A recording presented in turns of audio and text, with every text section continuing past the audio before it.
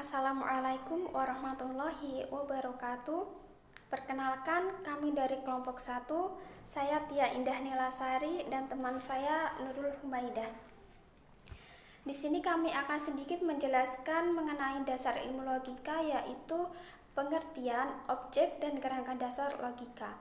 Sebelumnya, untuk teman-teman bisa membuka makalah atau PPT yang telah kami share pada WAG kelas kemarin. Silahkan. Logika sebagai cabang filsafat yang pekerjaannya adalah berurusan dengan akal budi dalam hal proses penalaran.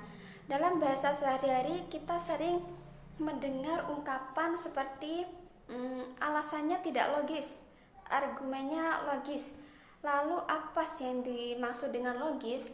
Yang dimaksud dengan logis adalah masuk akal dan tidak logis adalah sebaliknya.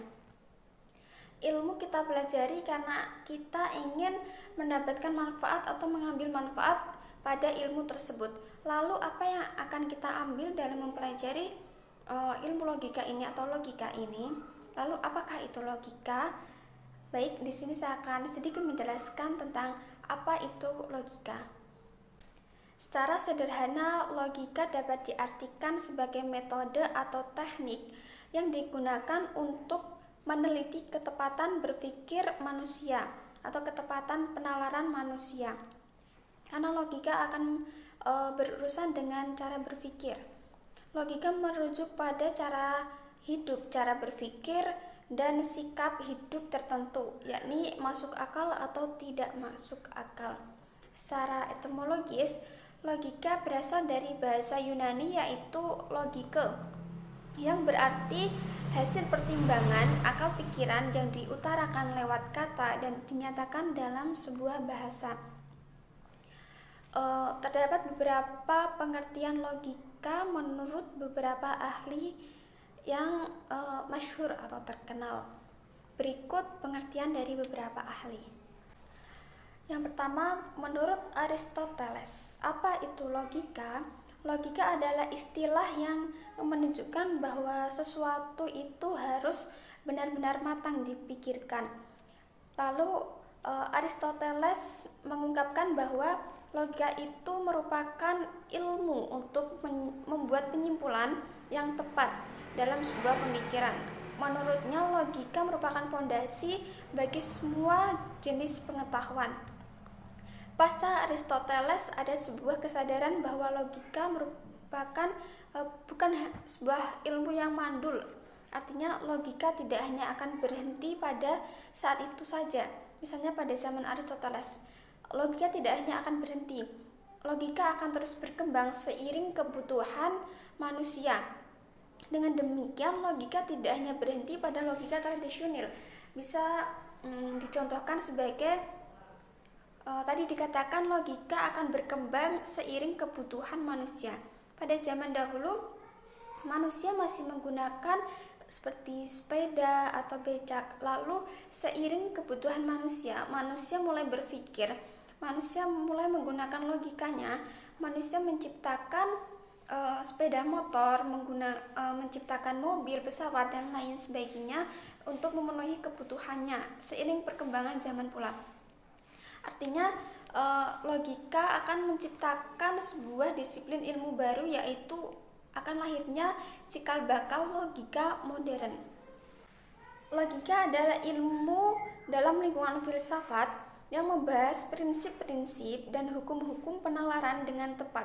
Ada pula yang berpendapat bahwa logika adalah ilmu pengetahuan atau sains, tapi juga sekaligus sebagai keterampilan atau art untuk berpikir lurus, tepat, dan teratur. Seperti halnya dalam lomba pidato, kita tidak hanya akan menggunakan ilmu pengetahuan yang kita punya saja, namun bagaimana caranya dengan logika kita menggunakan keterampilan kita untuk mengungkapkan ilmu tersebut supaya argumen kita menjadi argumen yang kuat dalam sebuah lomba pidato. Seperti itu contohnya. Kemudian konsep berpikir dalam logika biasanya dirumuskan sebagai berikut. Jika A sama dengan B dan B sama dengan C, maka A sama dengan C.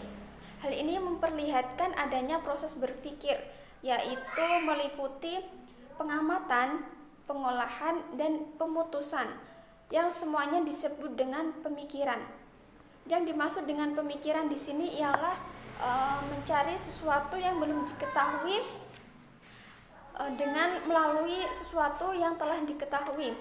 Segala sesuatu yang telah diketahui tersebut biasanya dikatakan sebagai atau disebut data atau fakta. Lalu sesuatu yang belum diketahui tersebut akan menghasilkan suatu konsekuensi. Seperti misalnya kita ingin belajar menggunakan kamera. Kita akan menggunakan sesuatu yang telah ada atau sudah diketahui untuk belajar bagaimana menggunakan kamera. Kita akan belajar bagaimana triangle dalam kamera tersebut seperti aperture, ISO, dan lain sebagainya. Jadi dengan sesuatu yang telah ada tersebut, kita akan menghasilkan keterampilan kita dalam menggunakan kamera. Contohnya seperti itu. Kemudian logika menurut Ensiklopedia Britannica, tidak asing ya, ensiklopedia.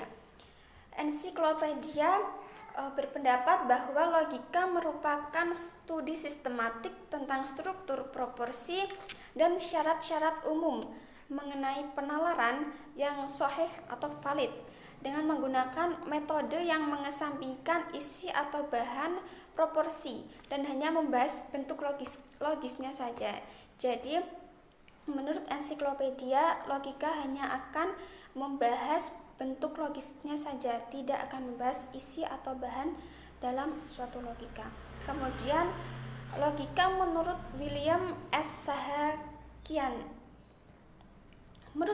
Menurut William, logika merupakan sebuah ilmu pengetahuan dan keterampilan seperti yang telah saya sampaikan tadi. Selain sebagai sains, logika juga merupakan sebagai art atau keterampilan untuk berpikir lurus, karena sesungguhnya logika berhubungan dengan kegiatan berpikir.